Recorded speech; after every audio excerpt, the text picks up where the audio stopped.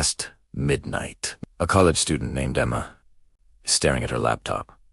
She has a paper due in 30 minutes. Instead of writing it, she's on Twitter, scrolling through nothing. When she sees a tweet that says ChatGPT is going to change everything, she clicks the link, types something in. 30 seconds later, a full, clean, 5-paragraph essay appears on her screen. She just sits there, stares at it.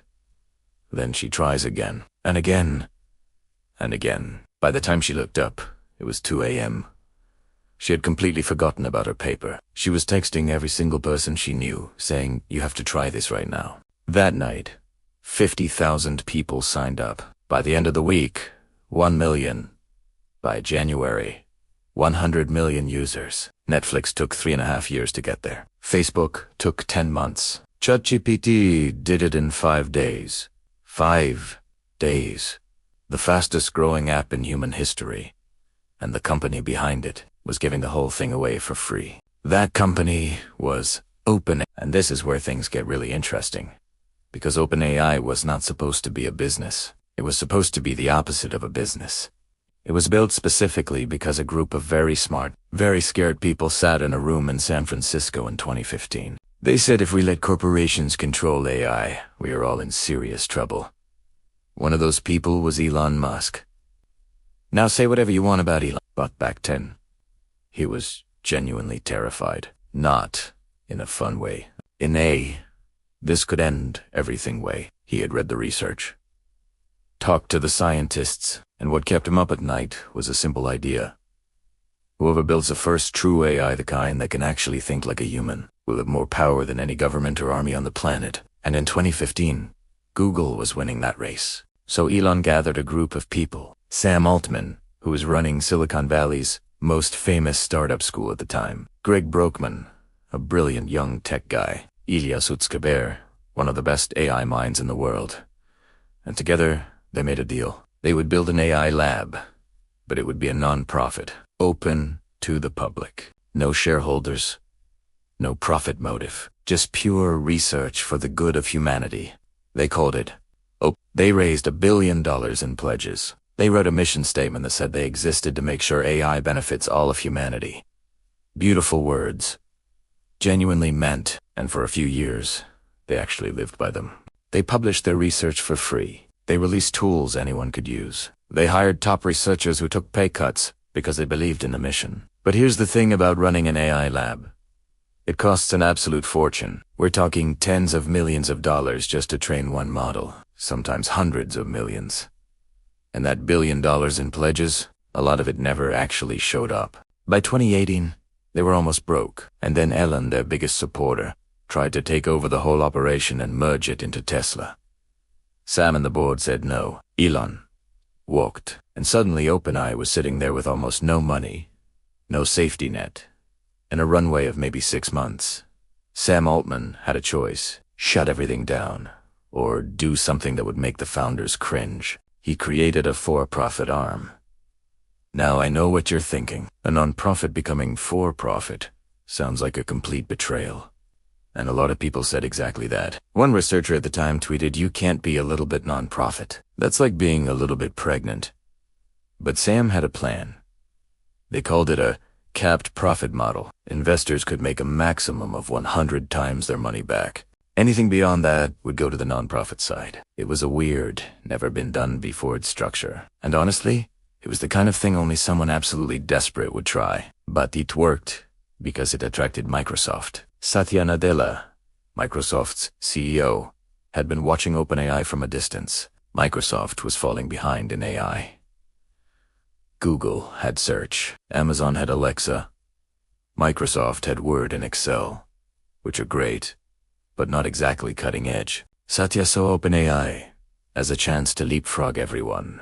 In 2019, Microsoft put in $1 billion, then $2 billion more. Then, after ChatGPT blew up, $10 billion. That's $13 billion total into a company that started as a charity project. With that money, OpenAI built GPT-3 in 2020.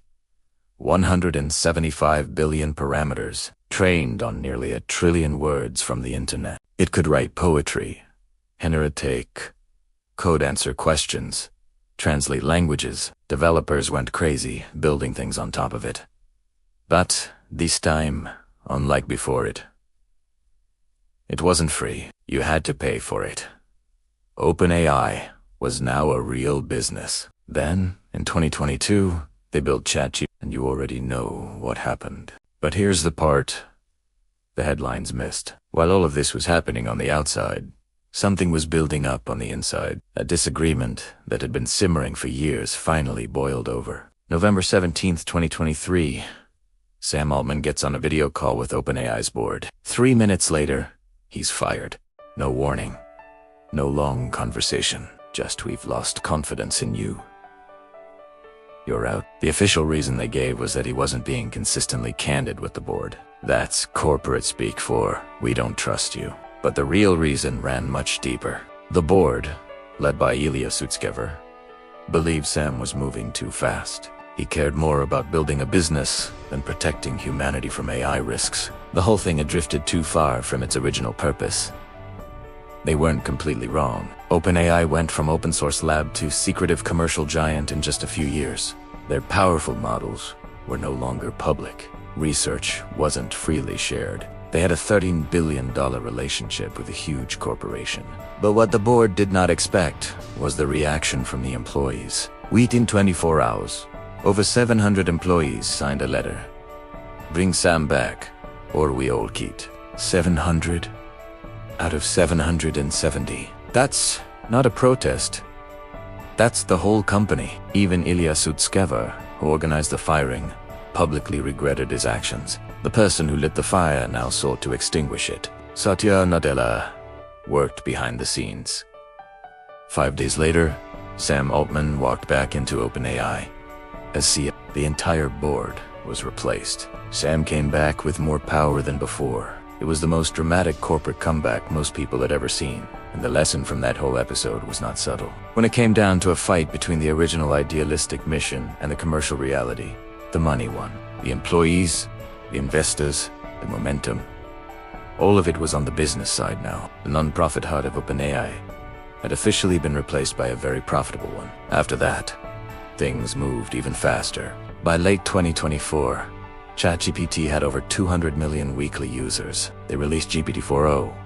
They released Sora, which can generate realistic videos just from a text description. Sam started talking about raising $7 trillion. Yes, trillion with a T, to build AI chip factories. Critics said he had lost his mind.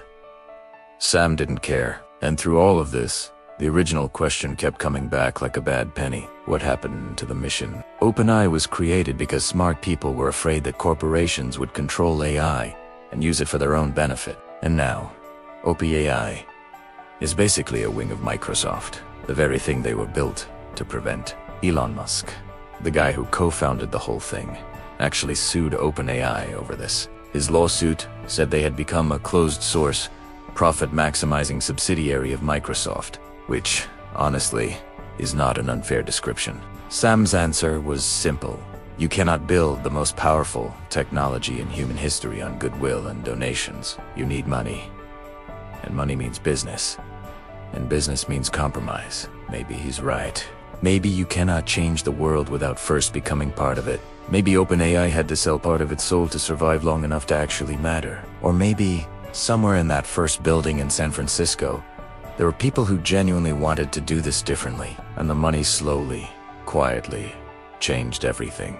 We are living inside the answer to that question right now. Every time you open ChatGPT and ask it something, you are using a product built by a company that started as a dream and turned into an empire. Whether that's a triumph or a tragedy, honestly, we won't know for a while. But one thing is certain, the race is on, and there is no finish line.